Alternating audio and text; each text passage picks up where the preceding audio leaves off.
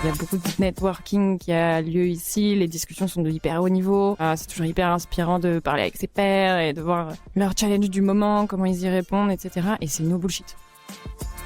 On a utilisé Cloud AI, on a branché le MCP de notre data warehouse. Ça a tout de suite eu des résultats incroyables. On était bluffés. Bonjour à tous, je m'appelle Benoît Gantom et aujourd'hui j'ai le plaisir d'interviewer Marie. Marie Krapp, bonjour. Bonjour Benoît. Alors il faut passer par l'exercice de se présenter, je me présente moi d'abord un peu et après ce sera à ton tour. Benoît, ça fait 25 ans que je suis dans la tech. J'ai été développeur, CTO et aujourd'hui je suis manager de transition. Et j'ai le plaisir de t'accueillir aujourd'hui Marie. Est-ce que tu peux te présenter en quelques mots ? Alors ça fait pas tout à fait 25 ans pour moi, plutôt une grosse dizaine d'années maintenant, avec un gros focus data. Donc aujourd'hui je suis freelance, head of data et aussi DAF.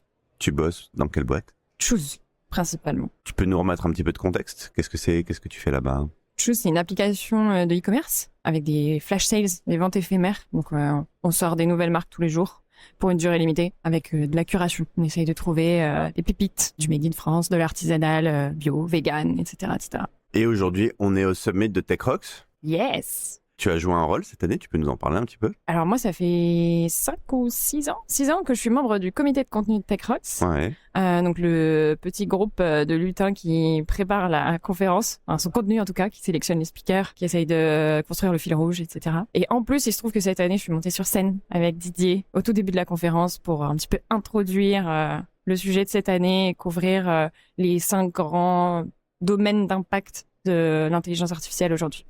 Si tu ne connais pas Tech Rocks et en particulier le Summit, c'est the place to be pour tous les leaders de la tech en France. On se réunit une fois par an pendant 2 jours et c'est un super moment. Moi, j'adore ce moment pour s'inspirer, rencontrer les gens, faire du réseau.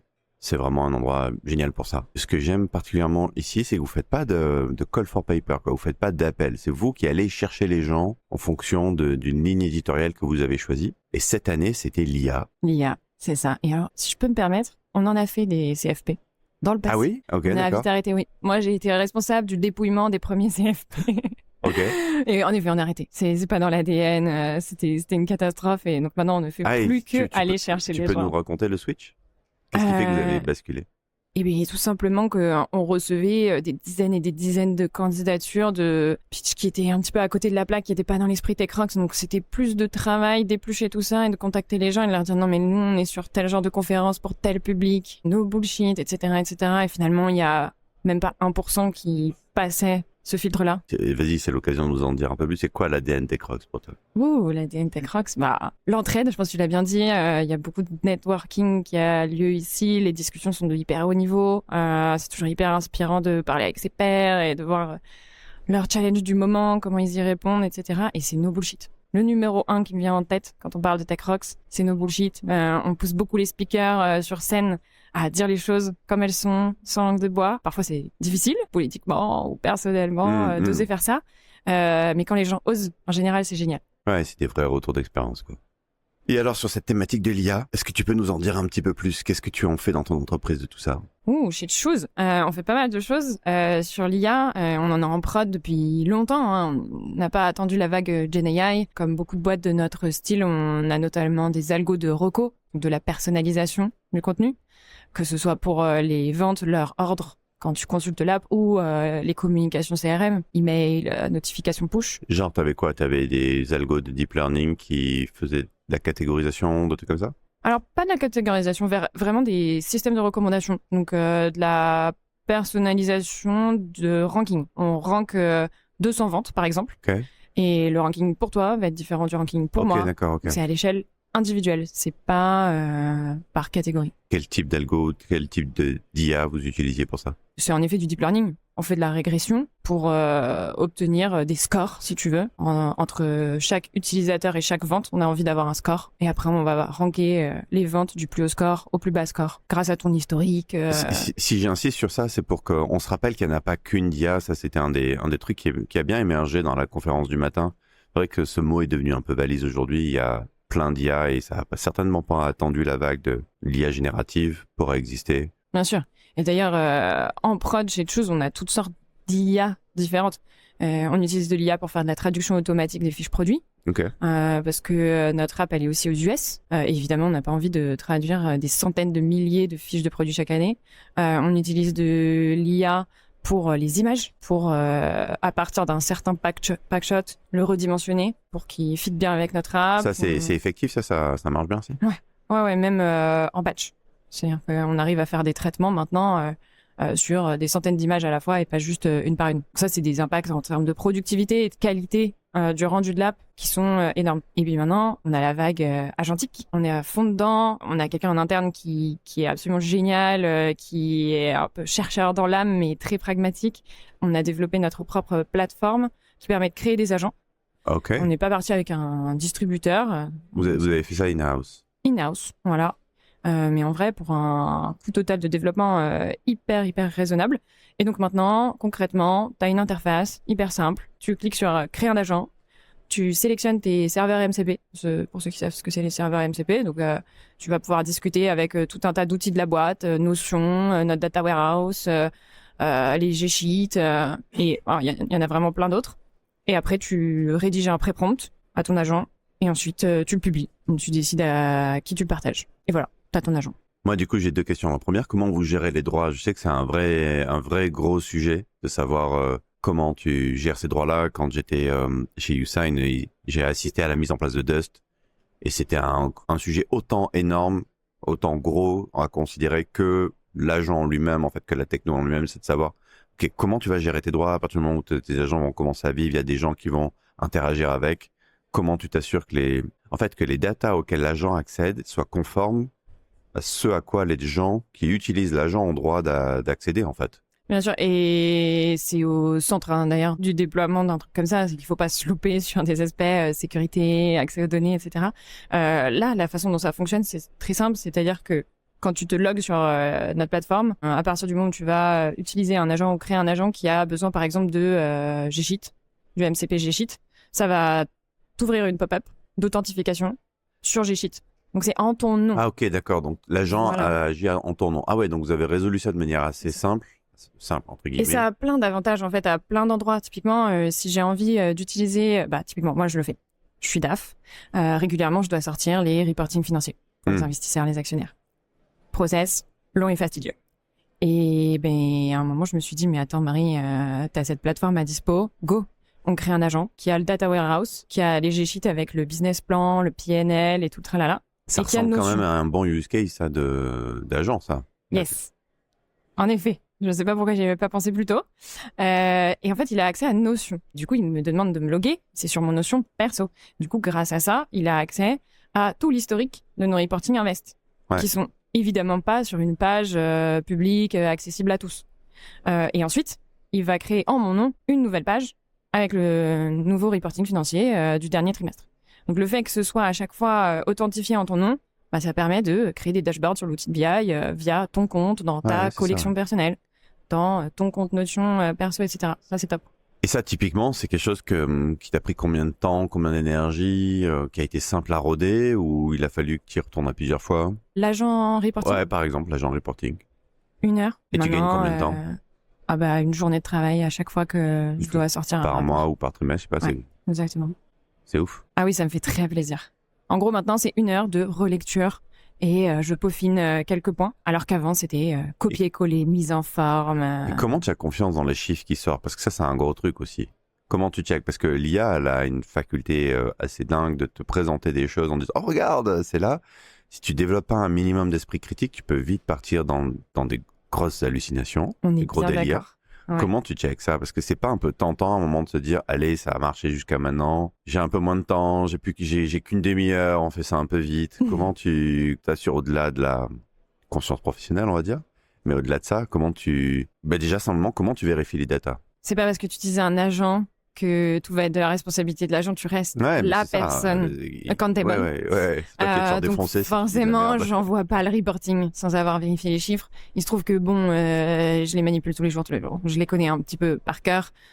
Donc s'il y a des boulettes, je vais vite les voir. Mais quand je te disais que je prenais 1 heure pour le relire, je pense que sur 7 heures, il y a quasiment une demi-heure où j'ai mes 2 écrans et je check que tu les résultats les data, PNL, etc. pour être vraiment sûr qu'il n'est pas fait d'erreur. Parce que dans le passé, j'avais déjà vu des LLM me faire des moyennes foireuses, me choper les données du mauvais mois, des trucs, voilà, comme ça. Donc le non-déterminisme, de toute façon, te demande ce degré de vigilance-là. Ouais, du coup, le temps que tu passes, c'est même plus du temps de production, c'est du temps de validation, de vérification. Donc, tu as un œil qui est un peu neuf, en fait, sur le truc. Tu peux vraiment avoir cette posture comme si quelqu'un t'apportait le rapport et que tu venais le contrôler, en fait. Mais c'est comme pour le développement. C'est d'ailleurs une frustration que je vois chez certains développeurs de dire maintenant je code quasi plus, je fais de la review. Ouais, c'est ça. Bon là c'est pareil, je fais pas une code review, je fais la review d'une page Notion et de tableaux de chiffres. Mais c'est exactement pareil. T'as d'autres use cases? Est-ce que t'as d'autres choses à nous raconter sur la mise en œuvre de l'IA? Des trucs qui ont bien marché ou des trucs qui ont moins bien marché? Raconte-nous un peu. Dans un esprit de no bullshit. Ah, oulala, des exemples de projets d'IA qui ont foiré, ou en tout cas qui ont eu des tas de difficultés, j'en ai des tonnes. Et j'aime beaucoup me les noter et réfléchir pour voir quelles sont les leçons. Et ce qui est rigolo, c'est que les leçons, elles sont jamais techniques. C'est toujours des leçons presque de bon sens, ou en tout cas de bonnes pratiques assez génériques de gestion de projet. Du genre, il faut faire attention au cadrage, il faut faire attention au vocabulaire qu'on utilise, à tous avoir le même. Non mais là, tu rigoles. Moi, j'ai bossé pendant quelques temps sur un projet à SNCF. Bon, c'était il y a pratiquement 10 ans maintenant, mais c'était du deep learning embarqué pour de la reconnaissance de défauts dans les pantographes. Donc un truc hyper technique, hyper intéressant. Ah ouais, pointu. Ouais. Et pour la faire hyper courte, le projet était à l'arrêt, les gens n'arrivaient plus à se parler. Et moi, j'ai été appelée un peu à la rescousse, quoi. Et en fait, le blocage du projet venait essentiellement du fait que le cadrage a été mal fait. T'avais d'un côté des gars de la maintenance lourde SNCF Réseau, de l'autre côté des data scientists. Les uns attendaient un système, entre guillemets, fiable à 99%. Les autres ont traduit ça en 99% d'accuracy sur un algo de classification des images. Mais en fait, c'était pas du tout ça le sujet. L'accuracy, on s'en foutait sur ce truc. Il fallait juste reconnaître les pantographes, les envoyer dans un système.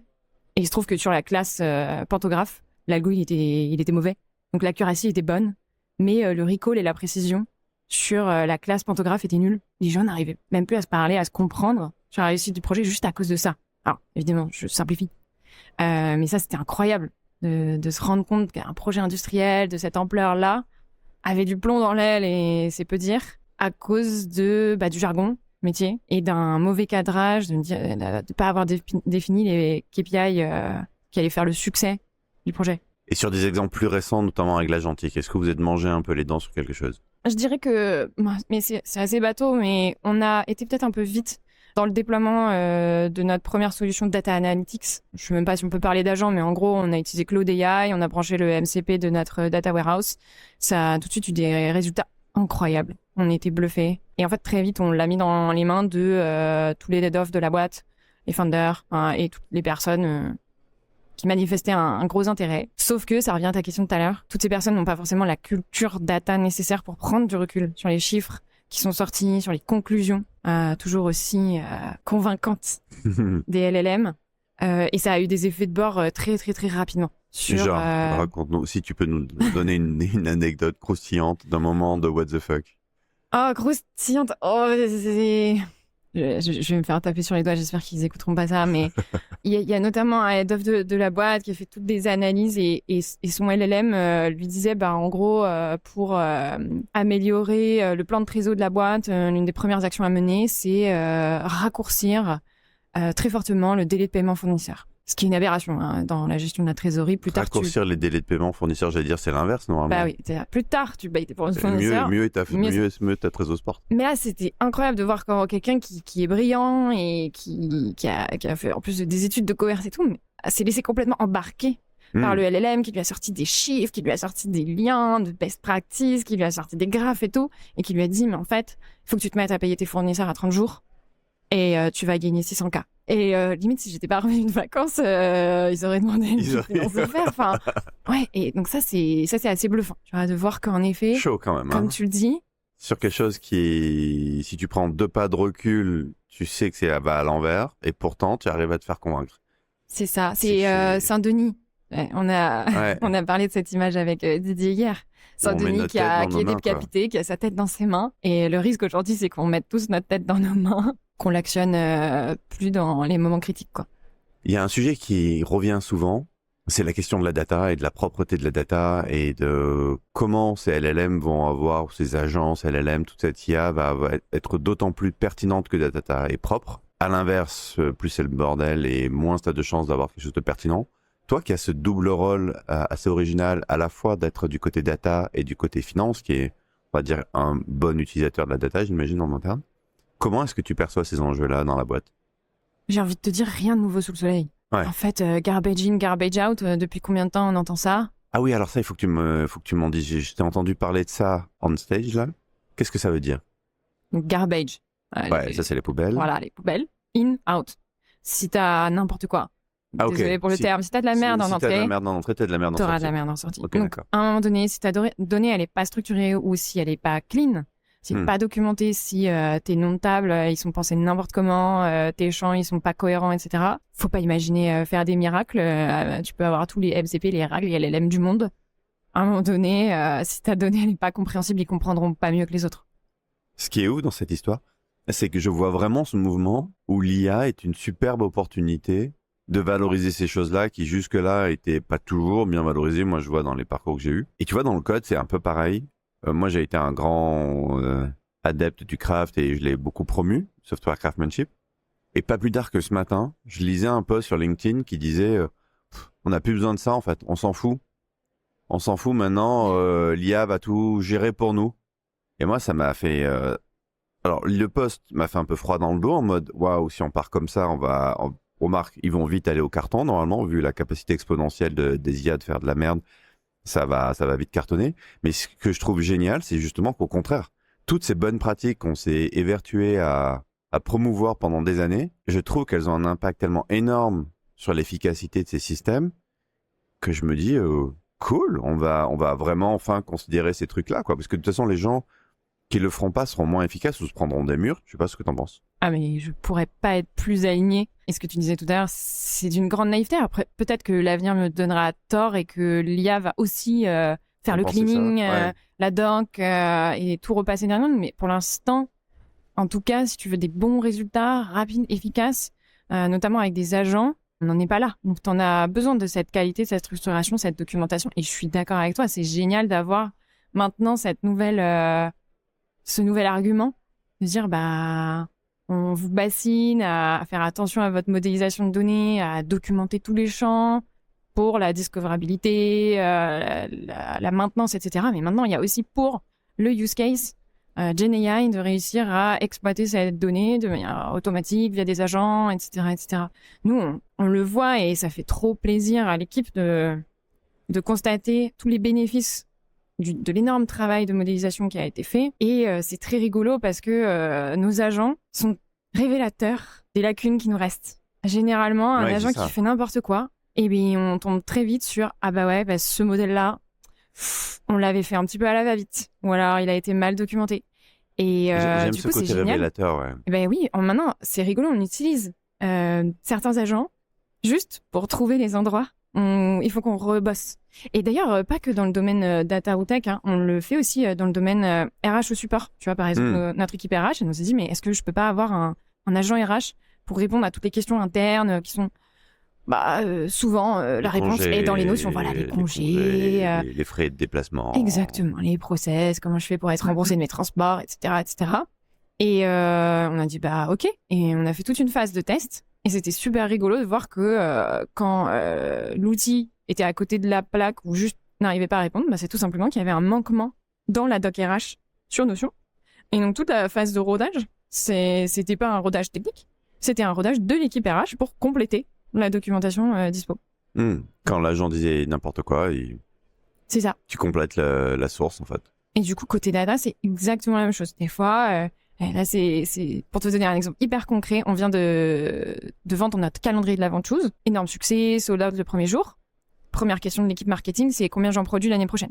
Donc, il faut faire une analyse. On le demande à notre agent data analyst. Il me sort une dinguerie, quoi. Il me dit, t'en fais x7 l'année prochaine. Je me dis, mais qu'est-ce qu'il m'a foutu? C'est cool, tu peux auditer toutes les requêtes SQL qu'il a envoyées sur le data warehouse. Et en fait, je réalise que dans notre modèle de données, on a... des champs qui sont très mal nommés sur les alertes. En fait, quand tu as un produit en rupture de stock, tu peux mettre une alerte. Tu peux dire, s'il vous plaît, envoyez-moi une notif si jamais vous remettez en stock. Tout simple.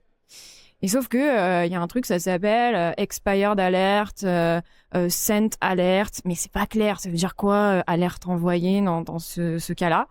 Et on s'est rendu compte que le LLM, il comprenait que il y avait des milliers de personnes qui avaient demandé d'être prévenues. Oui, et c'était le cas, mais qui avaient jamais en fait été notifiées de quoi que ce soit et que parmi celles qui ont été notifiées, toutes ont acheté. Enfin bref, en fait, c'était juste les noms utilisés et l'absence de documentation de ces champs clairs et précis. Qui disait qu'il interprétait ces chiffres en te disant, en fait, moi, je vois que... potentiel de x7. Je vois que t'as 10 000 personnes qui ont mis une alerte stock et que je vois sur ton historique que t'as 85% de conversion de tes alertes. Donc déjà, t'es sûr d'avoir 8500 clients de plus l'année prochaine sur ton truc, quoi. Grosso modo, c'était ça. Là, tu vois, révélateur. C'est génial de voir ça. Puis pour moi, qui bassine mes équipes depuis toujours sur la qualité, le naming, les nomenclatures et tout, ça mène de l'eau à mon moulin, je suis heureuse. Ouais, hyper riche comme retour, merci. Sur cette édition du Summit, qu'est-ce que tu en retires? Avec quoi tu vas repartir? On est qu'à mi-chemin. Bah ouais, mi-chemin. Bon, déjà, sur la journée d'hier. Sur la journée d'hier, qu'est-ce que je retiens? Moi, je suis le genre de nana qui a besoin de processer un peu. Tu vois, je prends mes notes tout au long de la journée et après, quand je reprends mon train pour Clermont-Ferrand, j'ai 3h45 à occuper et je relis toutes mes notes. Voilà, je dépile. Pour moi, à chaque fois, le Tech Rock Summit, c'est un peu une bulle. 2 jours où j'absorbe. Autant en conf que pendant les échanges, networking, et où je processe tout ça pour me dire, mais en fait... comment j'attaque mon année 2026. Qu'est-ce que j'ai envie de changer dans les équipes? Qu'est-ce que je change dans ma vision des choses? C'est très rigolo cette année parce que le sujet, c'est l'IA. Et ça, c'est mon sujet depuis mes études. Hein. J'ai focalisé mes études d'ingénieur sur l'intelligence artificielle. TechRock, ça a toujours été plutôt sur des sujets tech qui englobaient mon domaine ou qui étaient connexes. Là, cette année, c'est mon domaine. C'est ton domaine qui est au premier rang, quoi, sous les feux de la rampe. Hier, spécifiquement, je dirais que j'ai pas appris grand-chose, mais par contre, les perspectives sont super intéressantes. De voir comment chacun s'approprie le truc, où chacun en est dans ses déploiements, quelles questions les gens se posent. Ça permet de se dire, OK, là, je suis peut-être un peu en retard, faut que j'accélère. Sur d'autres sujets, bon, ça va, je suis pas folle d'avoir tenté ça, on est plusieurs. Tu vois, c'est plus dans cette dynamique-là. Ouais. Je te laisse le mot de la fin. Ah non. Ah oui, alors c'est la surprise pour tout le monde. Donc pendant que je fais un peu de call for action, tu as 1 minute pour réfléchir au mot de la fin. Donc si tu n'es pas déjà membre de la communauté et que tu fais partie des leaders de la tech française, je t'invite à venir, que tu sois EM, tech leader, CTO, manager. Rejoins-nous sur tech.rocks. Il y a une énorme communauté sur le Slack, plus de 3000 personnes. Il y a plein d'événements. Alors beaucoup à Paris, mais écoute, il y a plein d'événements, il y a aussi quand même des médias, notamment si tu écoutes ce podcast, a priori, ça sera sur le podcast de Tech Rocks. Et puis si tu es venu au Summit, sache que les replays seront disponibles pendant 3 mois. Et le mot de la fin, à toi Marie. En effet, si vous connaissez pas déjà Tech Rocks, rejoignez-nous. Moi, ça fait 7 ans que je fais partie de cette communauté et c'est peut-être un peu cheesy à dire, mais c'est une seconde famille pour moi. Waouh, merci Marie. Merci à toi Benoît. Ciao.